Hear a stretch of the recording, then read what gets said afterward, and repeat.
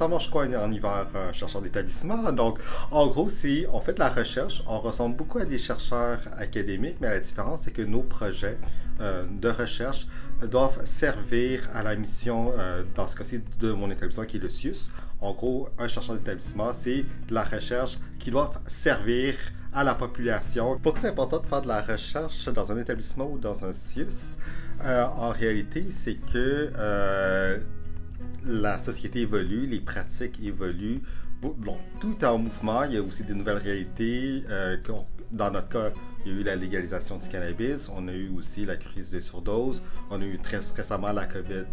Je ne sais pas si les gens s'en rappellent.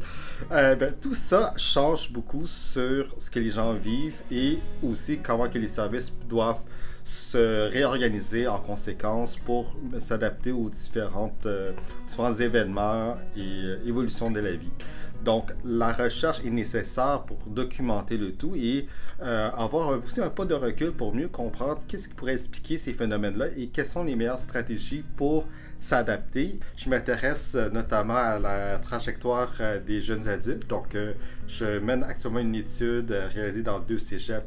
Qu'est-ce qu'on veut faire? C'est qu'on veut suivre des jeunes qui ont entre 16 et 24 ans. On les suit tous les 3 mois pendant une période de 4 ans. Et l'idée, c'est de voir comment que tout ce qu'ils vivent dans leur vie, le fait d'avoir 18 ans, de déménager en dehors de leurs parents, tous ces changements-là, comment que ça se répercute sur qu'est-ce qu'ils entendent comme message lié au cannabis, est-ce que ça influence leur comportement par la suite, et qu'est-ce qu'ils ont vu à la télé, qu'est-ce qu'ils ont vu dans un film, dans la musique, les messages qu'ils voient dans la rue. Donc tout ça, comment ça influence leur perception, leur croyance et au final leur manière de consommer. Et cette information-là va servir justement à mieux guider les campagnes de prévention et de sensibilisation et d'éducation. Donc comment on doit rejoindre les jeunes, quels sont les meilleurs moyens de les rejoindre, quel est le message à livrer, qu'est-ce qu'ils ont besoin de savoir, qu'est-ce qu'ils veulent savoir et avoir au final des messages d'éducation, de sensibilisation qui sont beaucoup plus adaptés à leur réalité.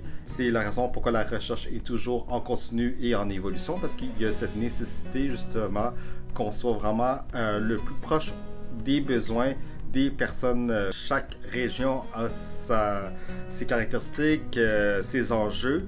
Donc, oui, on peut se baser sur des recherches universitaires américaines et tout, mais il y a des réalités qui sont propres au Québec et dans ce cas-ci à Montréal. C'est pour ça qu'on a différents CIUS avec un mandat de recherche. C'est aussi d'apporter des connaissances qui sont propres au milieu dans lequel on se retrouve.